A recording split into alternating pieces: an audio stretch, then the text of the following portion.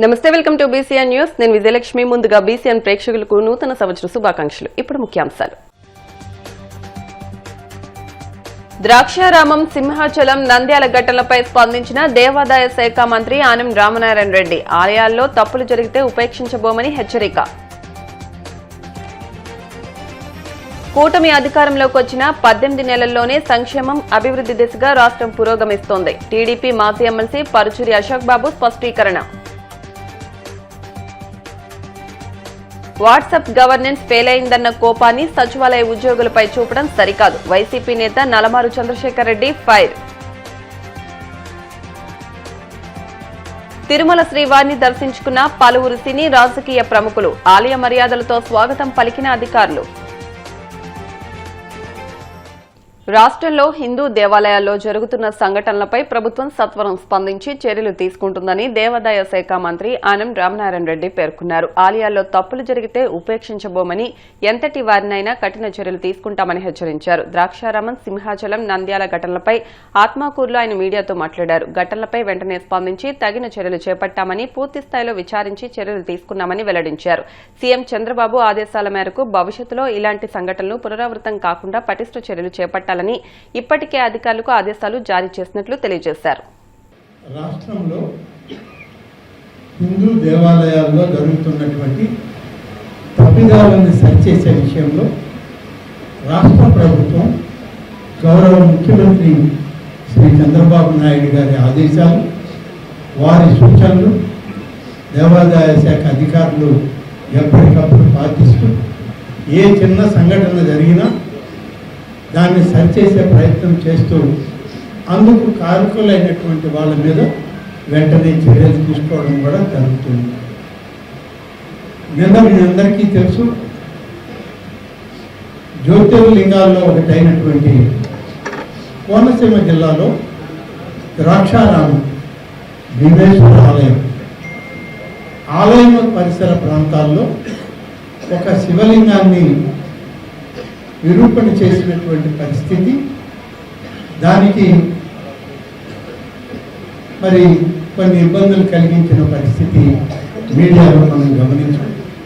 దాని తర్వాత ఇది ఆర్కియలాజికల్ సర్వే ఆఫ్ ఇండియా అని కేంద్ర ప్రభుత్వంలో ఉన్న సంస్థల్లో ఒకటిది దీని పాలన చూస్తూ ఉంటుంది. మిగతా విషయాలన్నీ కూడా పూజాది కైంకర్యాలను కానీ, ఆగమ వ్యవహారాలు కానీ ఇవన్నీ కూడా రాష్ట్ర దేవాదాయ శాఖ చూస్తుంది. నిన్న జరిగినటువంటి సంఘటన ద్రాక్షారామంలోని భీమేశ్వర స్వామి ఆలయంలో ఆలయ ప్రాంగణానికి వెలుపల ఉన్నటువంటి ప్రక్కన ఒక కోనేరు, ఆ కోనేరు ప్రాంగణంలో కొన్ని శివలింగాలని ఏర్పాటు చేయడం జరిగింది. ఇది అనాదిగా ఉన్నటువంటి శివలింగాలని, అందులో ఒక శివలింగాన్ని బద్దలు కొట్టారని, అది ఆ విరూపణ చేయడంలో హిందువుల యొక్క సెంటిమెంట్స్ దెబ్బతిన్నాయి. కాబట్టి దీన్ని వెంటనే చర్యలు తీసుకోవాలి అని చెప్పి ఏఎస్ఐ వాళ్ళకు కూడా సూచించాం. అలాగే రాష్ట్ర ప్రభుత్వం నుంచి ఆ జిల్లా మంత్రి శ్రీ సుభాష్ గారిని, జిల్లా కలెక్టర్ గారిని, అలాగే జిల్లా ఎస్పీ గారిని వెంటనే చర్యలు తీసుకోమని కోరాం. వారు కూడా వెంటనే కేసు రిజిస్టర్ చేశారు, దాని మీద విచారణ ప్రారంభించారు. ఇవాళ రాత్రికి జరిగినటువంటి ఇన్సిడెంట్లో సీసీ కెమెరాలన్నీ కూడా పర్యవేక్షించి వస్తే ఆ ప్రాంతంలో సీసీ కెమెరాలు లేవు, కానీ ఎందుకంటే అది ప్రధాన ఆలయానికి సంబంధం లేకుండా ప్రక్కన ఉండడంతో అక్కడ సీసీ కెమెరాలు ఏర్పాటు లేదు. బయట ఉన్నటువంటి సీసీ కెమెరాలన్నింటినీ కూడా పరిశీలించారు అధికారులు. అందులో ఒక వ్యక్తి రాత్రి సమయంలో స్కూటర్ పైన వచ్చి రోడ్డు పక్కన స్కూటర్ నిలిపి తనకున్నటువంటి జాకెట్ ఏదైతే ఉందో దాని మీద తలని కవర్ చేసుకుంటూ కనపడకుండా ఆ కవర్ అయినటువంటి వ్యక్తి గుర్తుపట్టలేకుండా చేసుకుంటూ ఒక బ్యాగ్ తీసుకుని వెళ్ళినట్టు మాత్రం సీసీ కెమెరాలో దొరికింది. ఆ స్కూటర్ నంబరు, ఆ వెళ్ళిన వ్యక్తి, స్కూటర్ యజమాని, అన్ని పోలీస్ అధికారులు విచారణ చేశారు. క్షుణ్ణంగా పరిశీలించిన తర్వాత ఒక వ్యక్తి దానిని చేశాడు, దాన్ని పాడు చేశాడు, శివలింగాన్ని బద్దలు కొట్టడంలో అతని ఒక్కడి పాత్ర ఉందని చెప్పి జిల్లా ఎస్పీ గారు ఆ సీసీ కెమెరాల రికార్డును అనుసరించి విచారణ జరిపి అతన్ని నిర్ధారించడం జరిగింది. అధికారంలోకి వచ్చిన 18 నెలల్లోనే కూటమి ప్రభుత్వం 90% హామీల్ని అమలు చేసిందని మాజీ ఎమ్మెల్సీ టీడీపీ నేత పరుచూరి అశోక్ బాబు అన్నారు. సంక్షేమం, అభివృద్ది దిశగా రాష్ట్రం పురోగమనిస్తుందని వెల్లడించారు. మంగళగిరిలోని టీడీపీ కేంద్ర కార్యాలయంలో ఆయన మీడియాతో మాట్లాడారు. గత వైసీపీ ప్రభుత్వ హయాంలో రాష్ట్రంలో ఆర్థిక విధ్వంసం జరిగిందన్నారు. మరి మనకి ఎన్నికలు జరిగినప్పుడు ఈ రాష్ట్రం యొక్క ఆర్థిక పరిస్థితి కానీ, లా అండ్ ఆర్డర్ కానీ, ఇంకోటి కానీ చాలా ఇబ్బందికైన పరిస్థితుల్లో నదులు ఒడ్డ దెబ్బలు ఉంటాయి, పొలాలు ఉంటాయి. వరద వచ్చినప్పుడు ఇసుక మేట వేసుకుపోతుంది. ఆ రైతు మళ్ళీ పొలం పండించాలంటే ఇసుక మేట తీయాలి. ఒకవేళ సముద్రం ఒడ్డునైతే ఆ ఉప్పు నీరు ఇరిగిపోయేదాకా దున్ని నీళ్లు పెట్టుకుంటూ మళ్ళీ పంటకి సిద్ధం చేయటం ఎంత కష్టమో అంతకంటే ఎక్కువ ఇబ్బంది అయిన పరిస్థితుల్లో ఈ రాష్ట్రాన్ని జగన్మోహన్ రెడ్డి వదిలిపోవడం జరిగింది. ఆర్థికంగా విధ్వంసం, లా అండ్ ఆర్డర్ ఎక్కడ అతిగతి లేదు, అభివృద్ధి లేదు. సంక్షేమ పథకాలు అమలు చేశాను చెప్పడమే తప్ప విపరీతమైన బాకీలు. ఆఖరి సంవత్సరంలో అన్ని బాకీలే. ఆయన బటన్ నొక్కుడు అంటాం, ఆ బటన్ నొక్కినప్పుడు 1,00,000 మందికి వెళ్ళాలంటే 10,000 మందికి వెళ్ళి 90,000 మందికి బాకీలు, కాంట్రాక్టర్ల బాకీలు, ఉద్యోగస్తుల బాకీలు.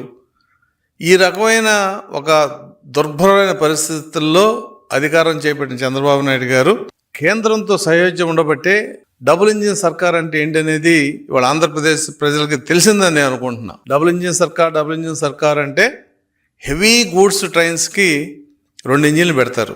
ఎందుకని ఆ మొత్తం లాగాలంటే. చాలా డ్యామేజ్ అయ్యి నష్టపోయిన రాష్ట్రాన్ని కేంద్రం, రాష్ట్రం ఇద్దరూ సహకరించుకుని కేంద్రం సహాయం చేస్తేనే ఈ రాష్ట్రం యొక్క మనుగడ అనేది సాగే అవకాశం ఉంది, లేకపోతే కష్టం.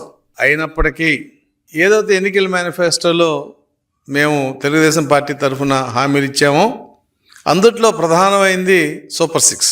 ఎందుకని సూపర్ 6ని ప్రధానంగా తీసుకున్నామంటే రాష్ట్రంలో ప్రధానంగా ఎవరికైతే లాభం చేకూరితే రాష్ట్రం కొంత అభివృద్ధి తీసుకెళ్తుందో వాళ్ళందరినీ కూడా అందులో తీసుకున్నాం.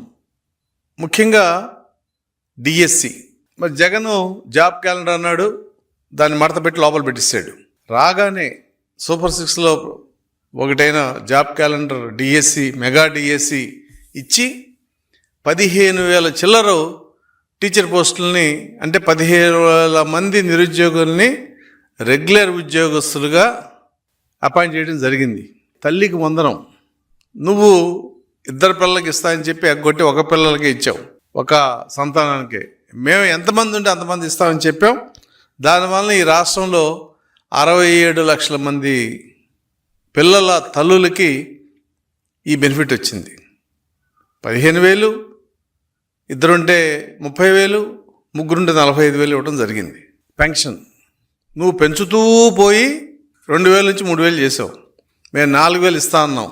ప్రభుత్వ ఉద్యోగులకి పిఆర్సీ ఏరియాస్ లాగా ఏప్రిల్, మే, జూన్ 3 నెలల పెన్షన్ కూడా ఆ 3,000 నుంచి 4,000 ఏదైతే పెరిగిందో ఆ పెన్షన్ కూడా మేము ఏరియాస్తో సహా మొదటి నెల 7,000 రూపాయలు ఇచ్చిన ఘనత తెలుగుదేశం పార్టీదే. మన మిత్ర యాప్ పేరుతో కూటమి ప్రభుత్వం తీసుకొచ్చిన వాట్సాప్ గవర్నెన్స్ సేవలను 68% మంది ప్రజలు ఉపయోగించడం లేదని ప్రభుత్వ సర్వేలో వెల్లడైందని వైసీపీ పార్టీ ఉద్యోగులు, పెన్షనర్ల విభాగం రాష్ట్ర అధ్యక్షుడు నలబారు చంద్రశేఖర్ రెడ్డి పేర్కొన్నారు.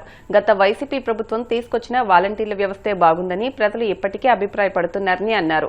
ప్రజల ఆలోచనలు, అవసరాలకు అనుగుణంగా యాప్ రూపొందించకుండా వాట్సాప్ గవర్నెన్స్ ఫెయిల్ అయిందన్న కోపాన్ని సచివాలయ ఉద్యోగులపై చూపడం సరికాదన్నారు.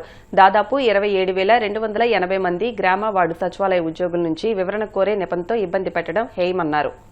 వినియోగించే విధంగా మన మిత్ర యాప్ అనే ఒకదాన్ని తీసుకురావడం ఈ సంవత్సరం అంటే 25 జనవరి మాసంలో తీసుకురావడము, ప్రజలంతా కూడా ఉపయోగించుకొని వాళ్ళకు కావాల్సినటువంటి సేవలు పొందాలంటే దాంట్లో కావాల్సినటువంటి డాక్యుమెంటరీస్ అన్ని కూడా అప్లోడ్ చేసుకోవాలనేటువంటి విషయం గ్రామ సచివాలయ వ్యవస్థల మీద రుద్దడం అనేది ఎంతవరకు భావ్యమో అని చెప్పేసి కూడా నేను ఈ సందర్భంగా తెలియజేస్తా ఉన్నా. పర్టికులర్గా ఈ రోజున ఒక స్మార్ట్ ఫోన్ ప్రజల దగ్గర, ప్రతి ఒక్కరి దగ్గర స్మార్ట్ ఫోన్ ఉండాలి. అక్కడ ఇంటర్నెట్ సేవలు కూడా ఉండాలి. చాలా మంది భయపడుతూ ఉంటారు. స్మార్ట్ ఫోన్లు ఉపయోగించి యాప్ల ద్వారా ఏదన్నా నొక్కితే మా అకౌంట్ లో నుంచి డబ్బులు పోతాయని చెప్పేసి చాలా చూస్తా ఉన్నాం ఈ మధ్య కాలంలో. అలా జరిగేటి చాలా కారణాలు ఉన్నాయి. వాళ్ళు అక్కడ స్మార్ట్ ఫోన్లు వాడకపోవడము, తర్వాత నెట్ రాకపోవడము, తర్వాత భయము, వీటన్నిటి మూలాన ఎంత చెప్పినా కూడా గ్రామ సచివాలయ ఉద్యోగస్తులు ప్రజలకి చెప్పి ఈ స్మార్ట్ ఫోన్ ద్వారా మనమిత్ర యాప్ ద్వారా మీరు చేయాలి, ఇట్లా చేయాలని చెప్పేసి అందరినీ ఎంత ఎడ్యుకేట్ చేసినా కూడా ప్రజలలో దాని ఉపయోగం అనేది చాలా తక్కువగా ఉంది. మరి దాదాపు 20% వరకే ఉపయోగిస్తా ఉన్నారు. దాదాపు మరి 68% దాకా ఉపయోగించట్లేదు.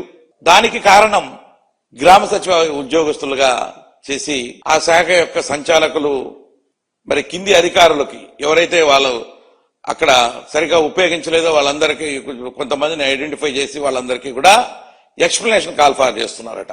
అంటే ఎంతవరకు సబబు? ఈ రోజు మీరు సక్రమంగా ఉద్యోగస్తులు చేసేటువంటి పనుల్ని ఉద్యోగస్తులు చేయనిస్తున్నారా? గ్రామ సచివాలయ శాఖతో పాటు ఉన్నటువంటి వాలంటీర్ వ్యవస్థని మీరే రద్దు చేశారు. ఒక సిస్టమేటిక్ గా ఏదైనా ఒక ప్రభుత్వ సేవలు ఏ ఉన్నా కూడా అవి సక్రమంగా చేరాలంటే వాలంటీర్స్ చేరవేసేవాళ్ళు. ఆ వ్యవస్థను రద్దు చేసి దాన్నంతా కూడా ఈ రోజున గ్రామ సచివాలయ ఉద్యోగస్తుల మీద పెట్టారు.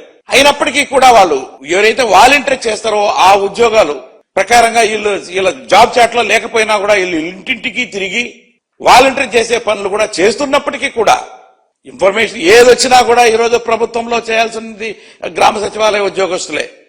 ప్రతి ఇంటిళ్ళు తిరగాల, దానికి టైం లేదు. దానికి తగ్గట్టుగా ఒక పండగ సెలవు లేదు, సాధారణ సెలవు ఏవి కూడా లేవు వాళ్ళకి.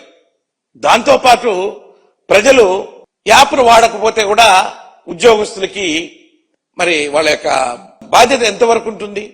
ఈ విధంగా ఈ రోజున ప్రభుత్వం ఉద్యోగస్తులను వేధిస్తా ఉంది. ఇది మంచి పద్ధతి కాదు. ప్రభుత్వం ఏదో ఆ రోజు చెప్పింది ఎన్నికల సమయంలో, మేము వస్తే ఉద్యోగస్తులంతా కూడా చాలా బాగా చూసుకుంటామని. ఇదేనా మీరు చూసేది? ఉన్నటువంటి ఉద్యోగ వ్యవస్థలో అందరినీ చాలా మందిని ఇళ్లకు పంపించి కొంతమంది మీద ఆ భారం అంతా మోపి వాళ్ళ పని కాకపోయినా కూడా ఈ పని మీరు సక్రమంగా చేయట్లేదు, అది చేయట్లేదు, ఇది చేయట్లేదు అని చెప్పేసి వాళ్ళని బాధ్యులు చేయడమా, మీరు ఉద్యోగస్తుల్ని మంచిగా చూడడం అనేది నేను క్వశ్చన్ చేస్తా ఉన్నా ఈ రోజు ప్రభుత్వాన్ని. మరి దానికి తోడు పాపం వాళ్ళంతా కూడా ఇంటింటికి తిరిగి కలెక్ట్ చేసేటువంటి ఇన్ఫర్మేషన్ అన్ని కూడా వీళ్ళే చేస్తా ఉన్నారు. ఇప్పుడట దాదాపు ఒక 28,000 మందిని ఐడెంటిఫై చేసి వాళ్ళందరికీ కూడా మెమోలు ఎక్స్ప్లెనేషన్లు ఇస్తున్నారట. అదంతా కూడా ఈ మధ్యలో జరిగినటువంటి 17, 18 తారీఖు కలెక్టర్ల సమావేశంలో డిస్కషన్స్కి వచ్చినప్పుడు ప్రజలు ఈ మనమిత్ర యాప్ అనేది సరిగా వాడట్లేదు అని వచ్చినప్పుడు దానికి కారణాలేంటి? నీ ఇన్కాపబిలిటీ, ప్రభుత్వానికి ఇన్కాపబిలిటీ. నువ్వు సక్రమంగా వాళ్ళకి మరి ఫోన్లు ఏమన్నా మీరు సమకూరుస్తున్నారా? వాళ్ళకి స్మార్ట్ ఫోన్లు ఇస్తున్నారా? లేకపోతే ఇంటర్నెట్ ఫెసిలిటీ ఏమన్నా మీరు వాళ్ళకి ఇస్తున్నారా? మరి ఇవన్నీ లేకుండా వాళ్ళలో ఉండేటువంటి భయాల్ని పోగొడుతున్నారా మీరు? అక్కడికి వెళ్ళి ఎంత చెప్పినా కూడా వాళ్ళ దగ్గర జరిగినటువంటి వాళ్ళ యాప్ల ద్వారా మోసాలు జరుగుతున్నాయి. కొంతమందికి బ్యాంకులలో డబ్బు కూడా పోతా ఉంది. ఆ డబ్బు ఏమన్నా ప్రభుత్వము మీ అలాంటి నొక్కినప్పుడు, మీరు యాప్ వాడినప్పుడు మీకు ఏదన్నా ఫైనాన్షియల్ గా లాస్ జరిగితే ప్రభుత్వమే అండగా ఉండి మేమేమన్నా డబ్బు ఇస్తామని మీరేమన్నా హామీ ఇస్తున్నారా? ఏ విధంగా ప్రజలు ముందుకు వస్తారు? వీటన్నిటికీ బాధ్యులు ప్రభుత్వ ఉద్యోగులా అని చెప్పేసి కూడా నేను ఈ సందర్భంగా క్వశ్చన్ చేస్తా ఉన్నా. ప్రభుత్వం చేసే తప్పిదాలకు ఎంతవరకు ప్రభుత్వ ఉద్యోగులు బాధ్యత వహించాలి? ఇప్పుడు కాసేపు ప్రకటనలు.